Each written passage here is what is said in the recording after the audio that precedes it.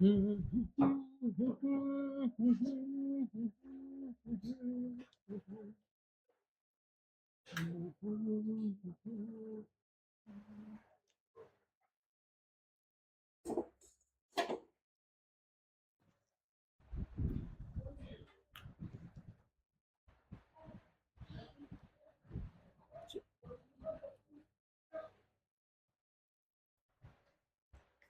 जी, क्या करना है आज? है क्या फिजिक्स? हाँ, फिजिक्स तो है। आज हम लोग पढ़ना है फ्लक्स के बारे में। किसके बारे में? आज हम लोग पढ़ेंगे फ्लक्स के बारे में, इलेक्ट्रिक फ्लक्स। जी सर, इलेक्ट्रिक फ्लक्स के बारे में। इलेक्ट्रिक फ्लक्स, इसको जनरली हम लोग फाइव से डिनोट करते हैं। ये टॉपिक आज हम लोग कवर करेंगे। मिली दीदी इधर ध्यान दीजिए, आज हम लोग पढ़ेंगे इलेक्ट्रिक फ्लक्स। ठीक है, देखो इलेक्ट्रिक फ्लक्स है क्या, क्योंकि हम लोग बोल चुके हैं कि हम लोग बातचीत में ही पढ़ेंगे, तो बातचीत में ही पढ़ेंगे, फ्लक्स के बारे में बातचीत करेंगे। यहाँ पर सबसे अच्छा होता है हम लोग पॉडकास्ट करते, ज्यादा बढ़िया रहता।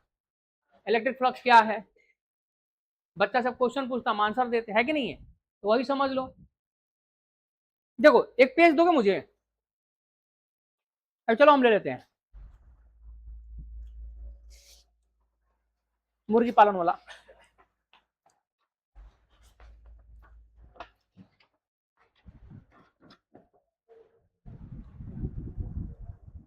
मुर्गी पालन अंडे देने वाली योजना कहीं से मिल गया है मुझे। देखो इलेक्ट्रिक फ्लक्स में सबसे पहले क्या है कि समझना है electric field lines. Electric field lines जो है, कहीं पर भी चार्ज होगा तो बताया गया था आप लोगों को, इलेक्ट्रिक फील्ड लाइंस आप भी जान पढ़ लोगे तुम लोग क्या है क्या नहीं है। पॉजिटिव चार्ज यदि होगा, ये दिमाग में डाल लो, यदि कहीं पर पॉजिटिव चार्ज है तो electric field lines basically imaginary lines होती हैं जो पॉजिटिव चार्ज से इमर्ज होता हुआ दिखता है। इमर्ज होता हुआ दिखता है का मतलब पॉजिटिव चार्ज से निकलता हुआ दिखता है, दिखता नहीं है, माना जाता है। और नेगेटिव चार्ज में आके खत्म हुआ तो होता दिखता है, या ये बोलना भोजपुरी में नहीं बोलेंगे, नेगेटिव चार्ज में इन करता हुआ दिखता है। यानी पॉजिटिव चार्ज से इलेक्ट्रिक फील्ड निकलेला, ठीक है, इन भोजपुरी ये निकलेला, हाँ निकलेला बाहर की तरफ। और नेगेटिव चार्ज में ये अंदर के तरफ अंदर के तरफ आवेला। यानी पॉजिटिव चार्ज होगा तो इसमें इलेक्ट्रिक फील्ड जो होगा बाहर की तरफ इमर्ज करेगा, बाहर की तरफ जाएगा, और नेगेटिव चार्ज होगा तो ये अंदर की तरफ आता हुआ दिखाई देता है। इसका कुछ प्रॉपर्टी भी है, क्वेश्चन आंसर जब डिस्कस करेंगे तो वहां पर बता देंगे हम। ठीक है, मेन कंटेंट पर हम लोग ध्यान देंगे तो ज्यादा अच्छा रहेगा। ये भी मेन कंटेंट है, कोई साइड का कंटेंट नहीं है, लेकिन हम लोग करेंगे क्या, इसको प्रॉपर्टी फील्ड लाइंस का हम लोग देख लेंगे। इसको electric field lines of force भी हम लोग बोलते हैं। क्या बोलते हैं?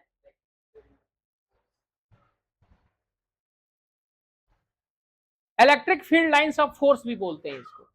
नहीं, वो देख रहे थे ना वो साउंड का, क्योंकि फैन चल रहा है तो फैन के चलने से माइक मेरा कोई फ्लक्चुएट तो नहीं कर रहा है, कोई आवाज तो नहीं जा रहा है, इसलिए हम वो देख रहे थे, तो कोई असर थोड़ा सा पड़ रहा है उसका आवाज। ठीक है, तो यहां पर जो है फील्ड लाइन याद रखना कि पॉजिटिव चार्ज होगा तो उससे बाहर की तरफ जाता हुआ दिखाई देगा है, और नेगेटिव चार्ज होगा तो उसमें अंदर की तरफ आता हुआ दिखाई देता है। यानी पॉजिटिव चार्ज से फील्ड बोल सकते हैं कि इमर्ज होते हैं, वहां से पैदा होते हैं, और नेगेटिव चार्ज में बेचारे जाकर के मर जाते हैं, खत्म हो जाते हैं। ऐसा इमेजिनेशन हम लोग करते हैं, काल्पनिक व्यवस्था है, सोच लेना है। ठीक, अब यहां पर आएंगे हम लोग, यदि फ्लक्स पर आएंगे बात को लेकर के, ठीक है, इसको यहां से हटाते हैं हम लोग। अब आते हैं इलेक्ट्रिक फ्लक्स पे। तो देखना, जिस भी कमरे में तुम बैठे हो, जिस भी कमरे में बैठे हो, कमरे में नहीं बैठे हो तो इमेजिनेशन कर लो। इधर वाला दीवार तुम्हारा लेफ्ट और मेरा राइट, इस दीवार को मान लो कि पॉजिटिव चार्ज है। जैसे यहां पर एक दीवार है, यहां पर मान लो कि तुम्हारे सामने एक दीवार है, इसको मान लो कि ये पॉजिटिव चार्ज है। देखो मैंने कहा है कि हम लोग बातचीत में फिजिक्स को पढ़ेंगे, तो बातचीत में ही फिजिक्स को पढ़ेंगे, फिजिक्स की बातें, है ना। यही सोच रहा हूं चैनल का नाम भी रख दिया जाएगा, फिजिक्स की बातें, सही रहेगा, है कि नहीं। फिजिक्स की बातें विथ जय पाठक, ठीक है। बातचीत ही हम लोग कर रहे हैं ना, और क्या कर रहे हैं। तो मान लो कि ये वाला दीवार जो है वो पॉजिटिव है, और जो मेरे लेफ्ट साइड में है और जो आपका राइट है, अरे तुम्हारा राइट मेरा लेफ्ट, वो मान लो कि नेगेटिव चार्ज है ना। ये नेगेटिव चार्ज है। तो फील्ड लाइंस जो होंगे वो किधर से आएंगे, फील्ड लाइन पॉजिटिव से निकलेगा नेगेटिव में जाएगा, पॉजिटिव से निकलेगा नेगेटिव में जाएगा, जाएगा तो जाएगा। यानी मेरे सामने से यहां से फील्ड निकल रहा है और इधर जा रहा है, और एक ही फील्ड निकलेगा। इस दीवार के हर पॉइंट से इलेक्ट्रिक फील्ड, जैसे यूं समझ लो, ऐसा मान लो कि इस दीवार में बहुत सारा लेजर लाइट हम लगाए हुए हैं, इसमें बहुत सारा लेजर लाइट लगा हुआ है, ठीक है। और वो लेजर लाइट सारा जला दिए, तो बीम किधर जाएगा, तुम्हारे लेफ्ट से तुम्हारे राइट की तरफ जाएगा, और हजारों हजार बीम जाएगा, छोटा मोटा नहीं जाएगा, हजारों हजार बीम जाएंगे, ठीक है। यहां पर आवाज आ रहा है फैन का थोड़ा थोड़ा, इसको बंद ही कर दिया जाए क्योंकि डिस्टर्ब कर रहा है।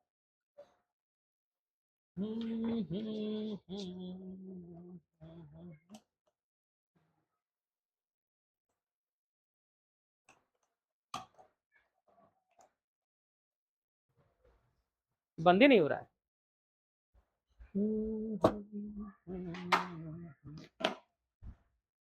ठीक है, ये डिस्टर्ब कर रहा था थोड़ा सा फैन। तो यहां पर जो है हजारों हजार यहां से जो है फील्ड निकल के बाहर की तरफ जा रहे हैं, इधर से इधर बहुत सारे फील्ड। अब हम क्या करें, यदि ये जो मेरे हाथ में एक सर्फ है ना पेपर, तो पेपर का कुछ सरफेस है, इस पेपर को हम क्या करें, ऐसे करते हैं, ऐसे।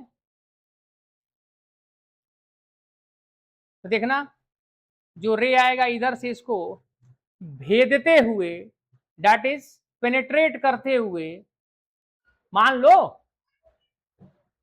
हालांकि जो रे आएगा इधर से लाइट रे, वो तो पेनेट्रेट नहीं करेगा, तो जितना भी लाइट इस पे पड़ेगा, अरे इसके एरिया पे जितना भी लाइट ये रोक सकता है रोक देगा,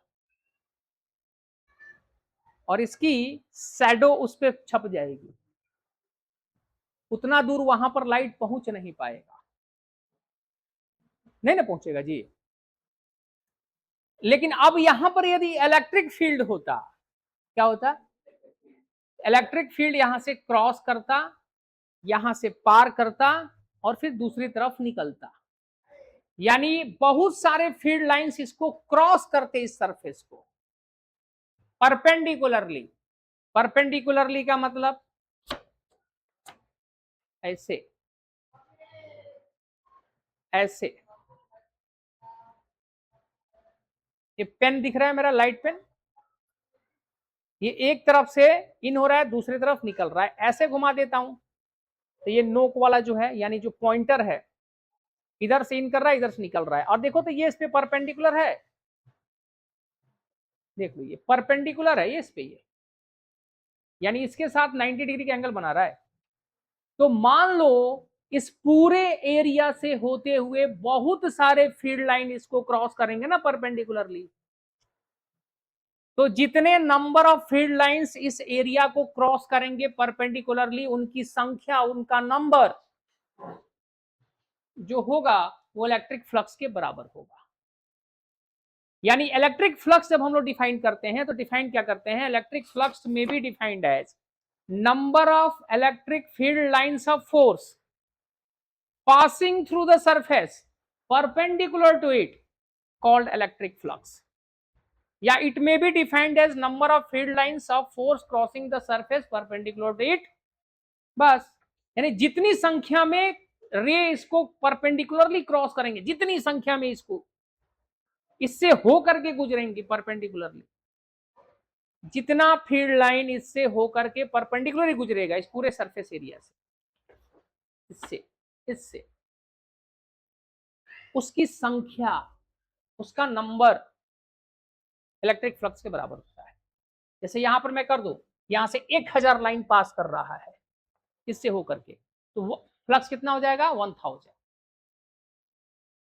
तो यहां पर जब हम लोग डेफिनेशन लिखने की कोशिश करते हैं, यहां पर डेफिनेशन जब हम लोग लिखते हैं तो डेफिनेशन में क्या लिखेंगे,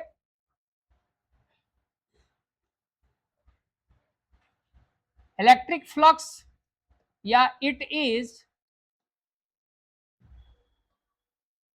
इक्वल टू नंबर ऑफ, लिखना शुरू करो सब, number of field lines of force.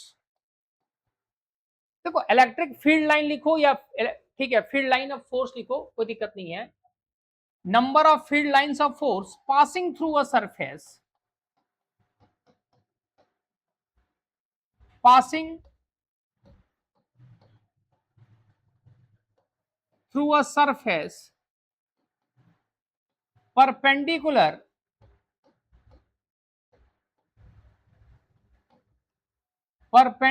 To it, ठीक है, इलेक्ट्रिक फ्लक्स होगा। ठीक है, यानी जितने number of field line surface को क्रॉस करेंगे, पास करेंगे उससे होकर के, लेकिन शर्त यह है कि उस पर वो परपेंडिकुलर होने चाहिए। अब एक इसका कैलकुलेशन हम लोग कैसे करेंगे, electric field lines of force का, इलेक्ट्रिक फ्लक्स का हम लोग कैलकुलेशन कैसे करेंगे, इसको कैलकुलेट करने का तरीका क्या होता है, जैसे मान लो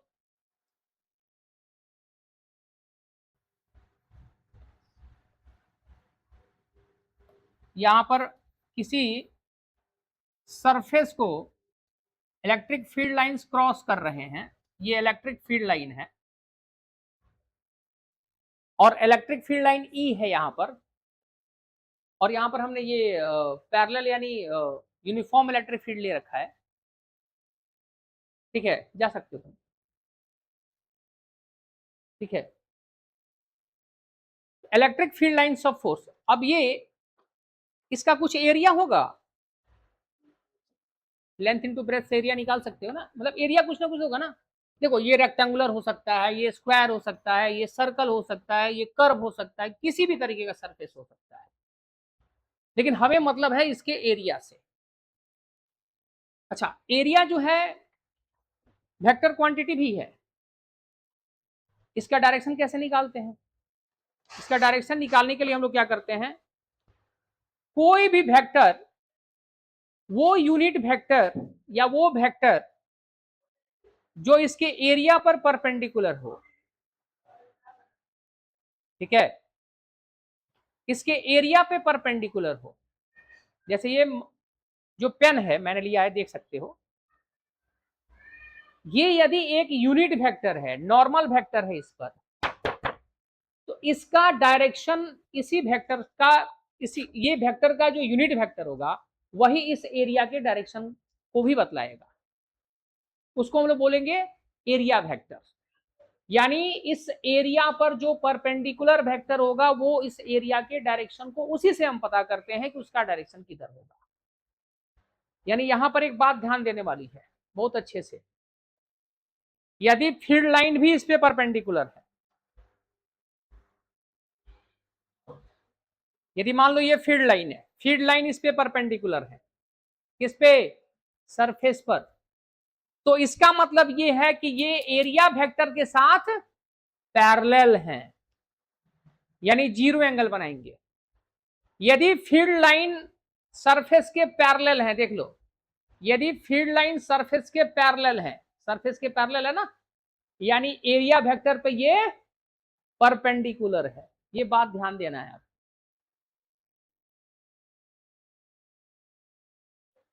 बात समझ में आ रही है? और जब भी हम डायरेक्शन मापेंगे तो एरिया वेक्टर से ही डायरेक्शन को मापेंगे। एरिया वेक्टर का, एरिया का डायरेक्शन इसी परपेंडिकुलर वेक्टर से मापा जाएगा। ठीक है, तो जरूरत पड़ने पर एरिया को हम लोग वेक्टर भी बनाते हैं। तो मान लो यहां पर जो एरिया वेक्टर है वो ई के ही डायरेक्शन में होगा, क्योंकि ई यहां पर परपेंडिकुलर है और ए भी सरफेस पे परपेंडिकुलर है, तो ए और ई यहां पर सेम डायरेक्शन में हो गए। तो इस केस में हम लोग फ्लक्स जो निकालते हैं,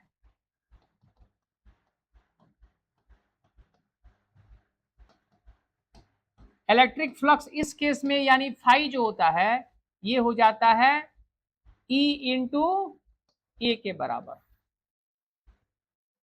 यानी इलेक्ट्रिक फील्ड में एरिया से तुम मल्टीप्लाई कर दोगे, प्रोडक्ट उसका निकालोगे, इस केस में यहां पर फ्लक्स आ जाएगा। फ्लक्स का वैल्यू हम लोग कैलकुलेट कर लेंगे। जहां तक यूनिट की बात है, यूनिट ऑफ इलेक्ट्रिक फ्लक्स, तो यूनिट ऑफ इलेक्ट्रिक फ्लक्स निकालोगे तो ई का यूनिट क्या होता है, न्यूटन पर कूलम, और एरिया का होता है मीटर स्क्वायर। न्यूटन पर कूलम मीटर स्क्वायर जो हो जाएगा, ये फ्लक्स का यूनिट हो जाएगा। डायमेंशन क्या लिखोगे,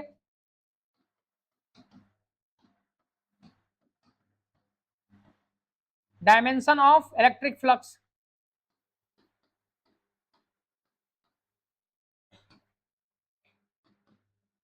इलेक्ट्रिक फ्लक्स का डायमेंशन क्या होगा, डायमेंशन लिख लो यहां पर। न्यूटन फोर्स है,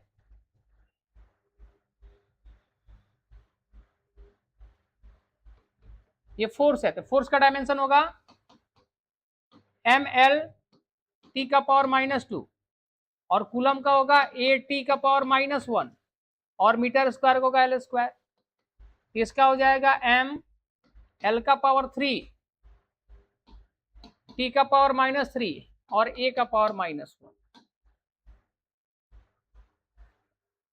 ठीक है,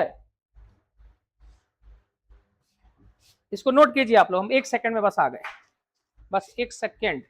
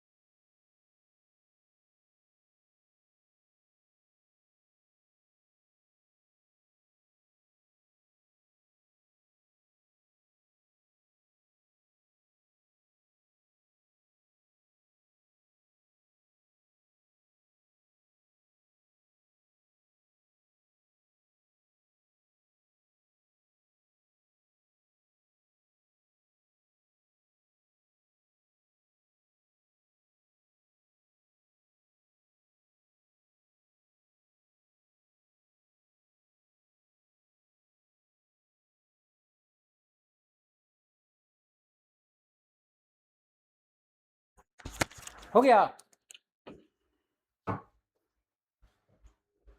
भूख लग गया, ठीक है। फ्लक्स मैच कर लिए, देखो न्यूटन का कितना होगा, एम एल टी का पावर -2, कूलम का ए टी का पावर -1, इसका एल स्क्वायर, ये हो जाएगा एम, एल का पावर 1, एल का पावर 2, एल का पावर 3 हो जाएगा, टी का पावर -2, टी का पावर -1, टी का पावर -3, ए का पावर -1। क्लियर है। अब यहां पर क्या है, भूख लगता है तो कुछ दिखाई नहीं देता है।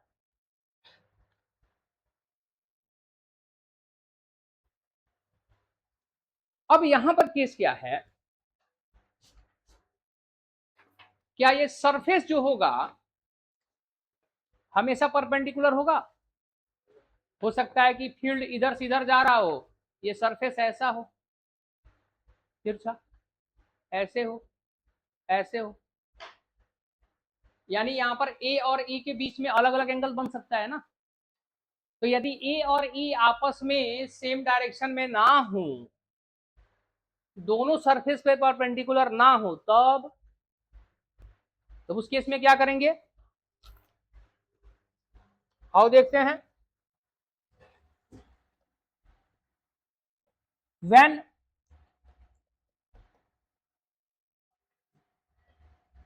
E and A are not in same direction, यानी दोनों आपस में सेम डायरेक्शन में ना हो, तब फिर उस केस में क्या करेंगे हम लोग, यानी यहां पर ये केस हो जाएगा, ये हो गया, सॉरी,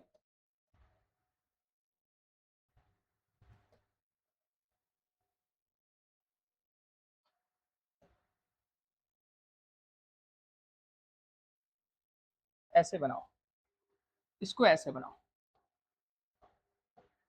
ये ई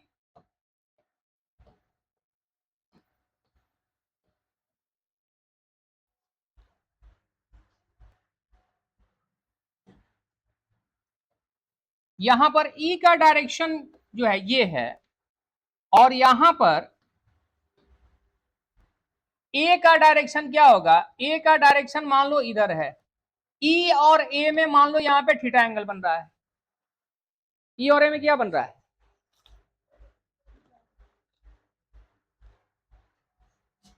ई और ए में थीटा एंगल बन रहा है।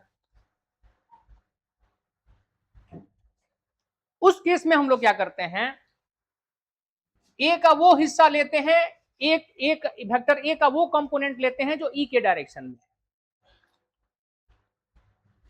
यानी ए का वो कंपोनेंट, ए इधर है ना, ए का कंपोनेंट ई के डायरेक्शन में लोगे, और ये थीटा है तो कितना होगा, ए कॉस थीटा हो जाएगा, ये होगा।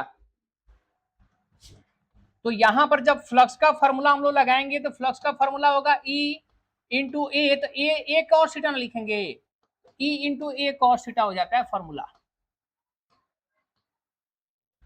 यानी फ्लक्स फाई इजकल टू, यदि ढंग से लिखोगे तो ई वेक्टर ए हो जाएगा, यानी E vector dot A vector, यानी dot product of electric field and area vector, इन दोनों का डॉट प्रोडक्ट के बराबर हो जाएगा। तो फ्लक्स को यहां पे लिख भी सकते हो, phi is also, phi is also का मतलब हो गया कि flux is also equal to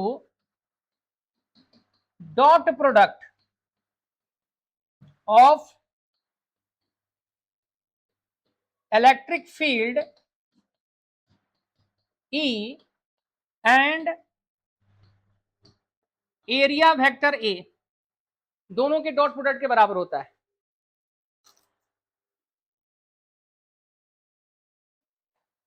ठीक है,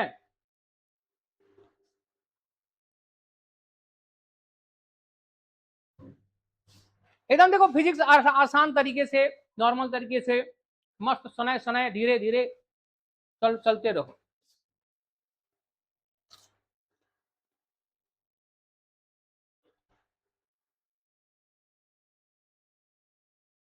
अब यहां पर क्या करेंगे हम लोग, एक स्पेशल केस देखेंगे। स्पेशल केस में क्या, बस यही थीटा, यदि हम लोग थीटा में बदलाव करते रहे, यदि थीटा में हम लोग चेंज करें तो क्या होगा, यहां तक कोई दिक्कत नहीं ना है, कोई भी डाउट? अब यहां स्पेशल केस में थोड़ा आगे बढ़ जाते हैं। अब चूंकि देखना यहां पे फ्लक्स क्या था, चूंकि फ्लक्स जो है तुम्हारा कितना हो गया, E इंटू ए कॉस थीटा, और थीटा यहां पर क्या था, angle between E and A। यहां पे थीटा क्या था,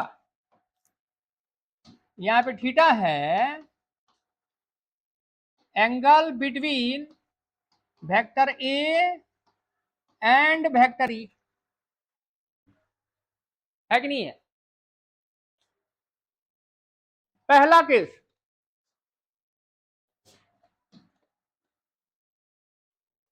फर्स्ट केस क्या होगा, फर्स्ट केस होगा जब थीटा 0 हो, थीटा कितना हो, यानी थीटा इक्वल टू 0 डिग्री। अब थीटा 0 का क्या मतलब है, थीटा 0 का मतलब है कि ए और जो इलेक्ट्रिक फील्ड है ई, ये दोनों सेम डायरेक्शन में हो। तो थीटा 0 होगा तो बेटा कॉस 0 कितना होता है, कॉस 0 1 होता है ना। उस केस में फ्लक्स हो जाएगा E इंटू ए कॉस 0, यानी फ्लक्स हो जाएगा E इंटू ए। और इस केस में जो फ्लक्स आता है ना, मैक्सिमम फ्लक्स आएगा किसी भी सरफेस से, इस केस में जब भी जो फ्लक्स आएगा वो हमेशा मैक्सिमम आएगा।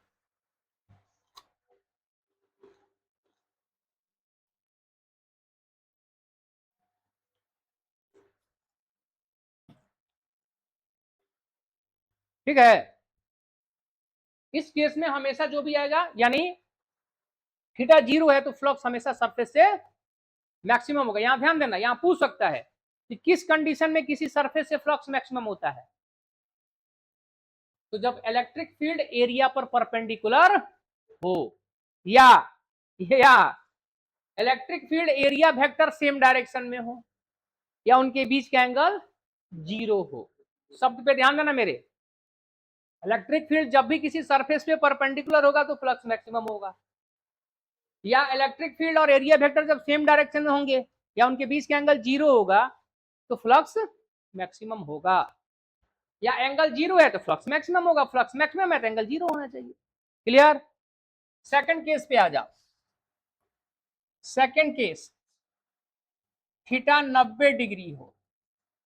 थीटा 90 का क्या मतलब है, थीटा 90 डिग्री का मतलब है कि फील्ड ऐसे जा रहा है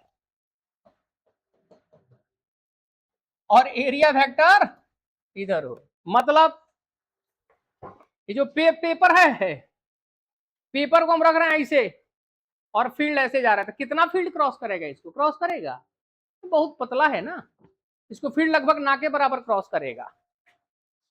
इस केस में क्या होता है, कॉस थीटा यानी कॉस 90 डिग्री, और कॉस 90 कितना होता है 0।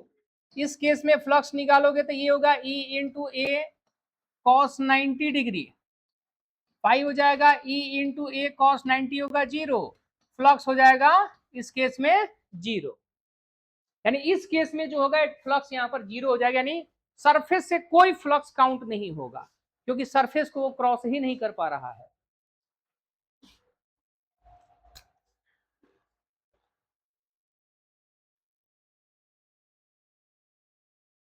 ठीक है,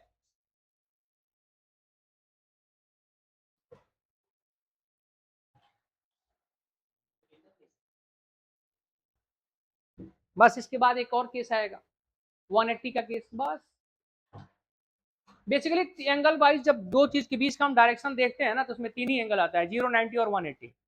इसी को लेके हम लोग चलते हैं, उसी को चेंज, मतलब दो चीज के बीच कितना पॉसिबल एंगल हो सकता है, 0, मिड का 90 और एक 180, बीच में और बहुत सारे एंगल हो सकते हैं। ठीक है, लेकिन इसमें मेन चूंकि है इसीलिए यहाँ पर ध्यान दे देते हैं हम लोग। इसके बाद नंबर 3,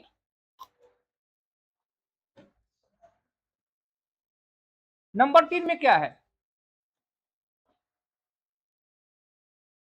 इफ थीटा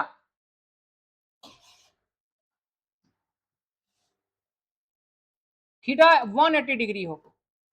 180 का मतलब क्या है? 180 का मतलब है कि इलेक्ट्रिक फील्ड का डायरेक्शन ये है,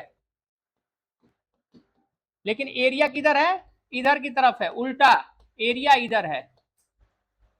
मतलब एरिया वेक्टर जो है हम इधर की तरफ ले रहे हैं, इधर, और फील्ड किधर जा रहा है? इधर की तरफ, यानी दोनों एक दूसरे के अपोजिट हों। तो इस केस में cos थीटा यानी cos 180 डिग्री कितना होगा? cos 180 डिग्री का वैल्यू होता है -1।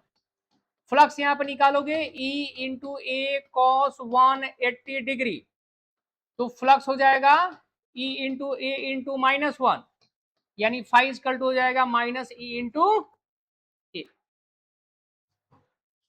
तो इस केस में जो है हमारा फ्लक्स हो जाएगा नेगेटिव, मैक्सिमम होगा फ्लक्स। फ्लक्स तो यदि माइनस हटा दो तो मैक्सिमम वाला ही ना केस है। फील्ड लाइंस तो मैक्सिमम गुजरेंगी, लेकिन वो आएंगी नेगेटिव, क्योंकि एरिया वेक्टर और जो इलेक्ट्रिक फील्ड वेक्टर है ये दोनों एक दूसरे के अपोजिट है। इस केस में दोनों सेम डायरेक्शन में है, और इस केस में दो, एक इधर है तो दूसरा इधर है। तो ये स्पेशल केस है, इसको ध्यान रखना है। तो ये वीडियो बेसिकली जो है ये सिर्फ इलेक्ट्रिक फ्लक्स के लिए है, इलेक्ट्रिक फ्लक्स के कंसेप्ट के लिए है। ये पूरा इलेक्ट्रिक फ्लक्स नहीं है, यहां से इलेक्ट्रिक फ्लक्स की कहानी शुरू हुई है। ठीक है, तो इस वीडियो में इतना ही हम लोग रखेंगे। एक वीडियो में एक छोटा कंसेप्ट रहेगा तो उसको डाइजेस्ट करना आसान रहेगा, फिर दूसरा टॉपिक हम लोग डालेंगे तो हौच पौच हो जाएगा। ठीक है, तो आज की क्लास में हम लोग इतना ही रखेंगे।